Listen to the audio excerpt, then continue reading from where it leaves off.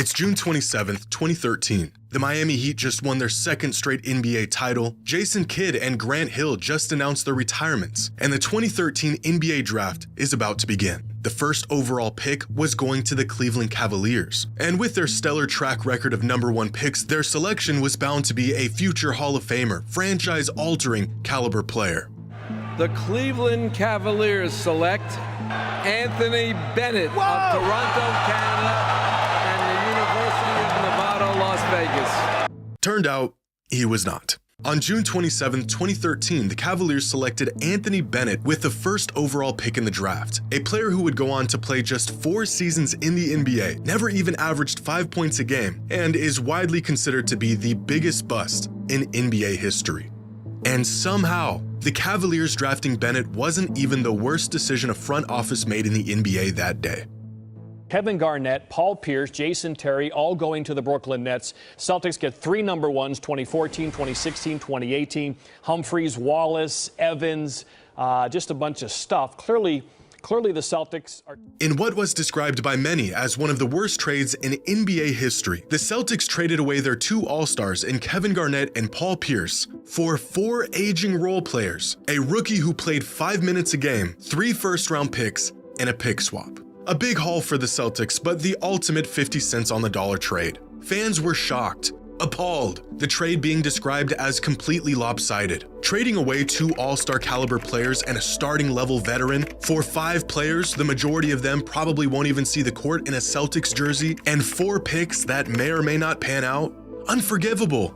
But little did fans know, 11 years later, this trade would trigger a sequence of events that would lead them directly back to a title.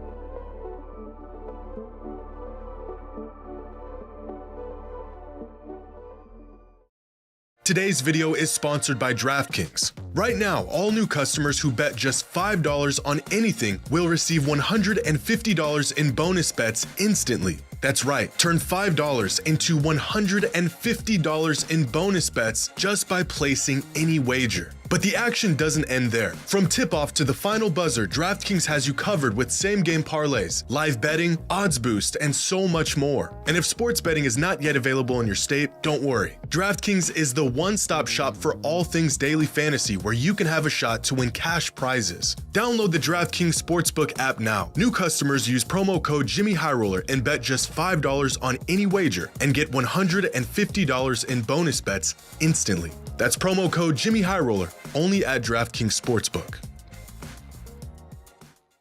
In basketball years, 2013 feels like a lifetime ago. The league was completely different. We had yet to be introduced to some of our favorite players. Three-pointers didn't dominate the game, and the Boston Celtics looked like this. The core of their 2008 championship-winning roster still intact, minus Ray Allen. This team and this team are worlds apart, with nothing in common other than the name on the front of their jersey.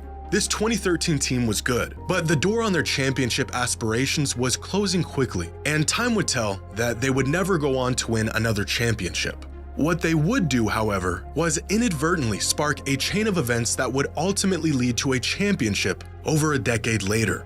They didn't know it at the time, but this team was about to make the ultimate sacrifice that would inevitably guide the future of this organization back to a championship. And it all started with one trade.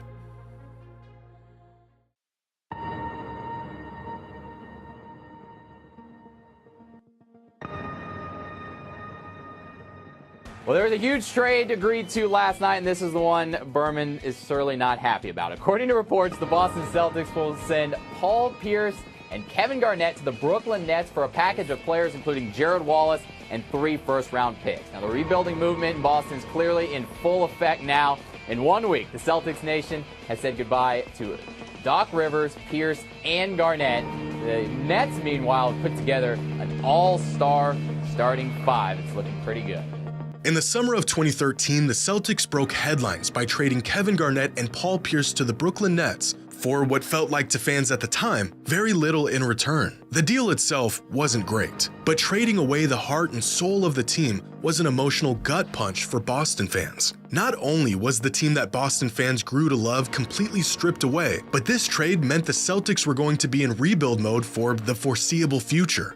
But Celtics GM at the time, Danny Ainge, had a plan. a timeline that was going to take the Celtics to the lowest depths of the league before inevitably bringing the organization back to glory. And that timeline began just 6 days after this fateful trade. On July 3, 2013, the Celtics hired former Butler University head coach Brad Stevens. Now, Stevens had never coached in the NBA before. He was just 36 years old, and he was handed over one of the worst rosters in the league. The 5-player haul the Celtics got in return for Pierce and KG was about as inconsequential as expected. Keith Bogans and Marshawn Brooks played a combined 10 games for Boston. Chris Joseph played a whopping 24 minutes in a Celtics jersey. Chris Humphries was on to a new team after just 1 season, and Gerald Wallace was retired within just 2 seasons, which meant that the near future of the most successful and storied franchise in NBA history would be determined by their 4 newly acquired draft picks. By the end of the 2016 season, 3 years after the infamous trade with Brooklyn, the Celtics roster looked like this. The 2 remaining players from the 2013 roster were Avery Bradley and Jared Sullinger. The team was painfully average throughout those 3 years, and they used that 2014 first-round pick they received from the Nets to draft James Young, who didn't really pan out. But they did have an all-star guard in Isaiah Thomas, and 3 remaining picks from that trade with the Nets. What they managed to do with these picks would become a masterclass of NBA management and nothing short of a miracle.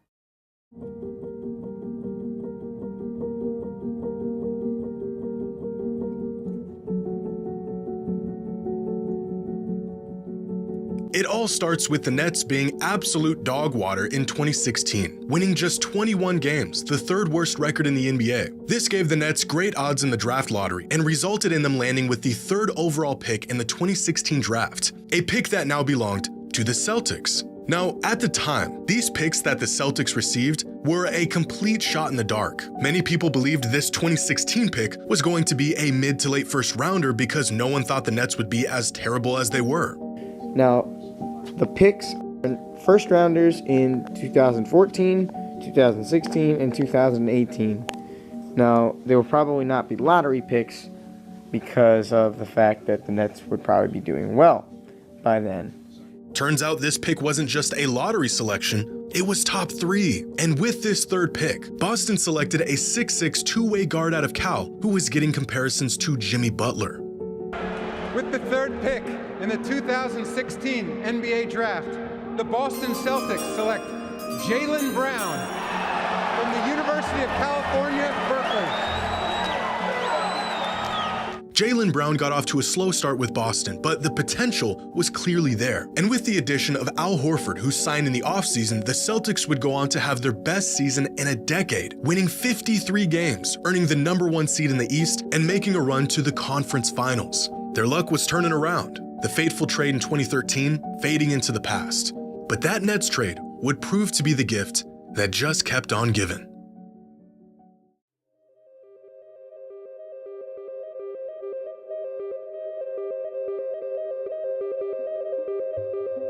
After their 2017 season, the Boston Celtics were set up for one of the weirdest occurrences that can happen in the NBA. As bad as the Nets were in 2016, they managed to outdo themselves in the following season, winning just 20 games and having by far the worst record in the league. And this meant that despite the Celtics finishing the season as the 1 seed, thanks to that 2013 trade with the Brooklyn Nets and the 2017 pick swap that came with it, the Celtics had the #1 overall pick in the NBA draft.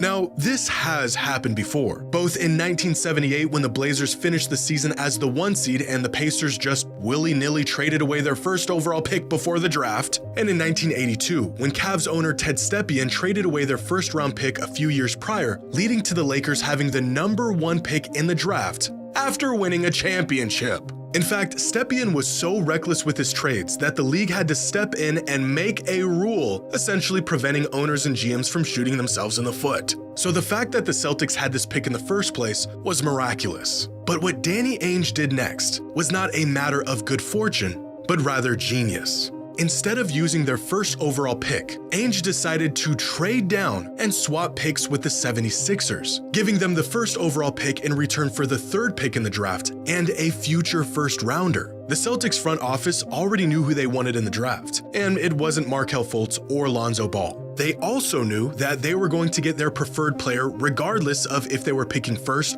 or third. So in one of the ballsiest moves in draft history, Ainge traded away the first pick for the third, got the player he wanted, and got a free future first rounder in the process. The player they selected in the 2017 draft was just the player they needed.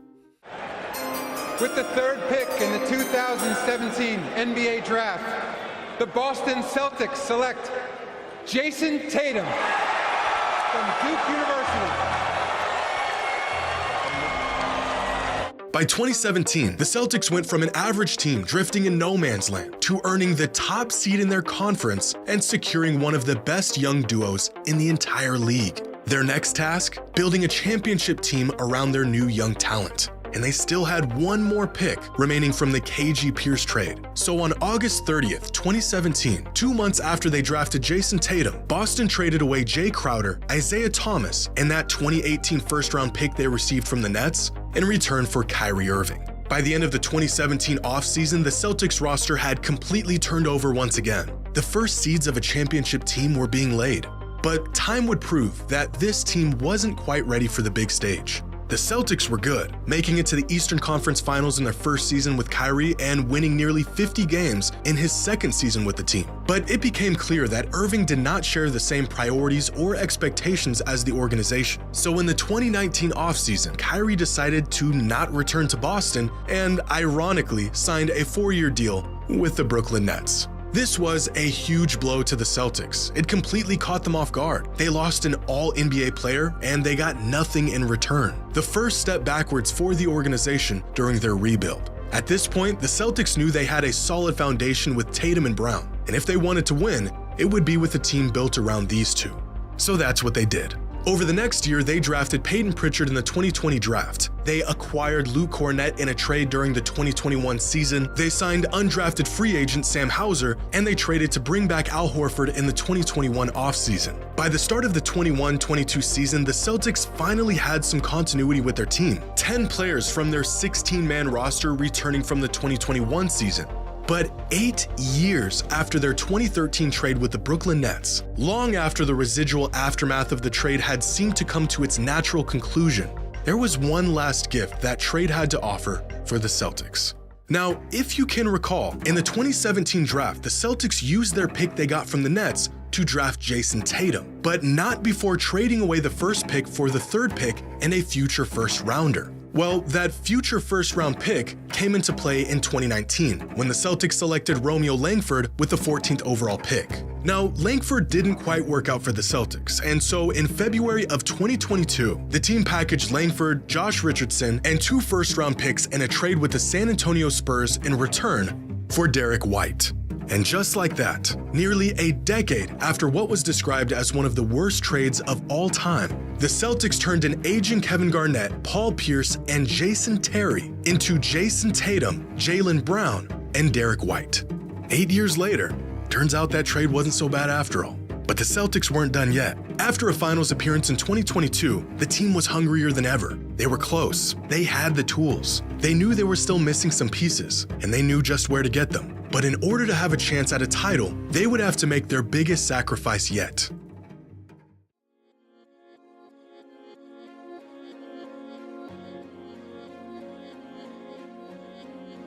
On June 23, 2023, just 3 weeks after their season came to an end, the Boston Celtics broke headlines in a 3-team trade with the Memphis Grizzlies and the Washington Wizards. Through this trade, the Celtics acquired Kristaps Porzingis.